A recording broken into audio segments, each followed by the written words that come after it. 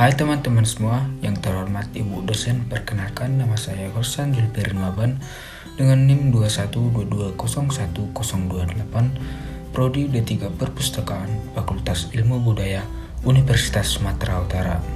Nah, di video kali ini saya akan menjelaskan sedikit materi tentang sejarah komunikasi di mata kuliah pengantar komunikasi.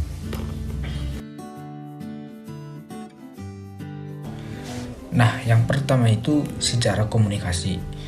Komunikasi pada mulanya hanya merupakan upaya atau cara manusia menyampaikan ide, gagasan, kemauan, hasrat, dan lain sebagainya. Upaya tersebut hanya supaya manusia bisa saling berhubungan. Pada waktu itu, komunikasi tidak dianggap sebagai sesuatu yang harus diperhatikan, dikaji, atau distrukturkan. Namun, pada abad ke-5 sebelum Masehi di Yunani, berkembang suatu ilmu yang mengkaji proses pernyataan antar manusia yang diberi nama retorika, yang berarti seni berpidato dan berargumentasi yang bersifat mengunggah atau seni yang menggunakan bahasa secara lancar untuk memengaruhi dan mengajak.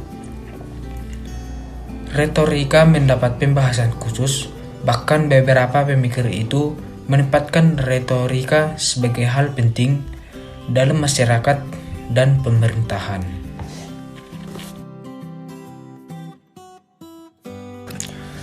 Latar belakang komunikasi sebagai ilmu. Asal-usul ilmu komunikasi itu sendiri sebenarnya tampil pada zaman Yunani kuno sebelum Masehi yang digagas oleh Aristoteles. Dalam gagasan tersebut, ia menyebutkan bahwa di dalam komunikasi terdapat komunikator pesan dan penerima.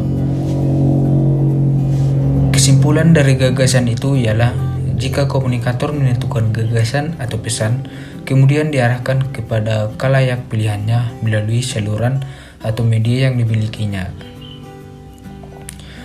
Dalam perkembangan selanjutnya, gagasan itu terus dikembangkan, kemudian melahirkan dua bentuk komunikasi yang masing-masing berkembang di benua yang berbeda.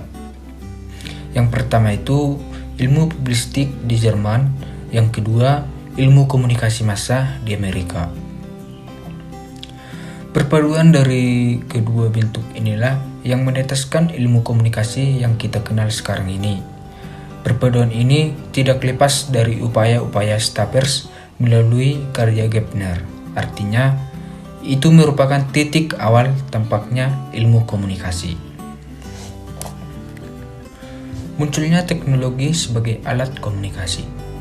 Sejarah perkembangan teknologi informasi dan komunikasi juga tidak lepas dari sejarah peradaban manusia di bumi ini. Pada zaman dulu, penyampaian informasi juga dilakukan mulai dari gambar-menggambar yang terletak pada dinding gua, peletakan tonggak sejarah berupa prasasti, dan lain-lain. Berikut ini adalah sejarah perkembangan TIK atau teknologi informasi dan komunikasi mulai dari zaman prasejarah sampai ke zaman modern sekarang ini.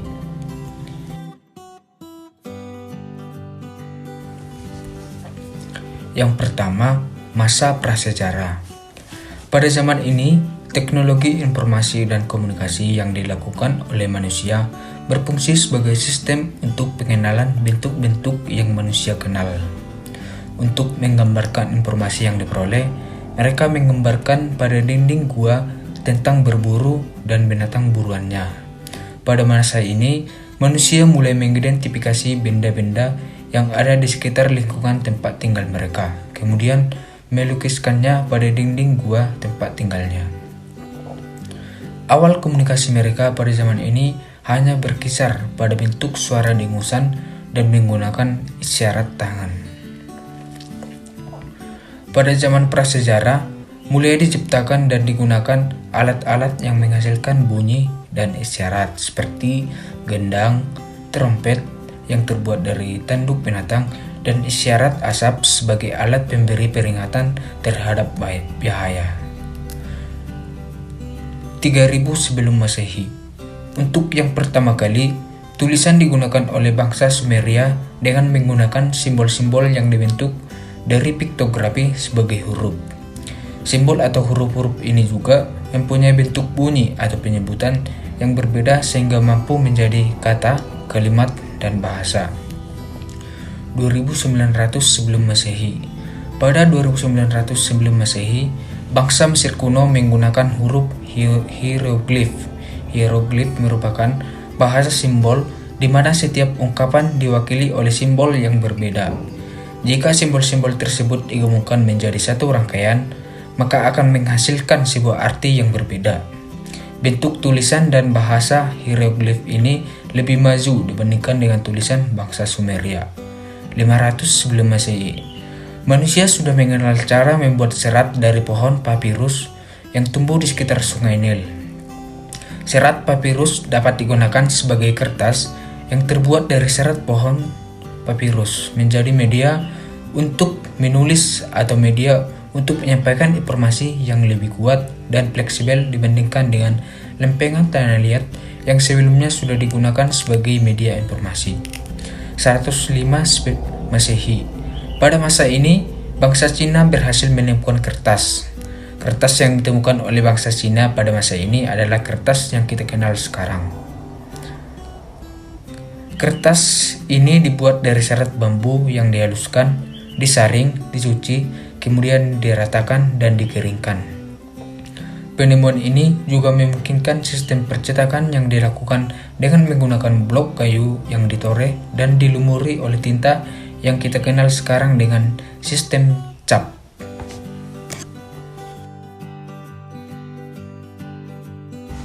Yang kedua itu masa modern 1400 Masehi sampai dengan sekarang. Yang pertama pada tahun 1455. Pada tahun ini, pertama kalinya Johann Gutenberg mengembangkan mesin cetak dengan menggunakan plat huruf yang terbuat dari besi dan dapat diganti-ganti dalam bingkai yang terbuat dari kayu. Yang kedua itu, pada tahun 1830, Augusta Lady Byron menulis program komputer yang pertama di dunia. Ia bekerja sama dengan Charles Babbage menggunakan mesin analytical yang didesain sehingga mampu memasukkan data, mengolah data, dan menghasilkan bentuk keluaran dalam sebuah kartu. Mesin ini dikenal sebagai bentuk komputer digital yang pertama, walaupun cara kerjanya lebih bersifat mekanis daripada bersifat digital.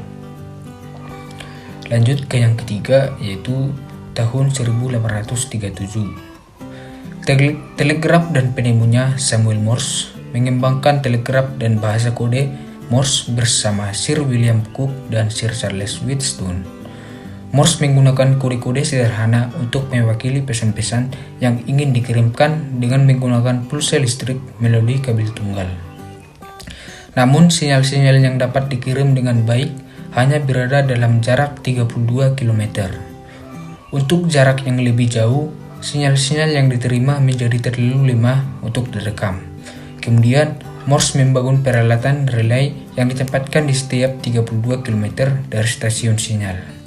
Relay tersebut berfungsi untuk mengulangi sinyal yang diterima dan mengirimnya kembali ke 32 km berikutnya.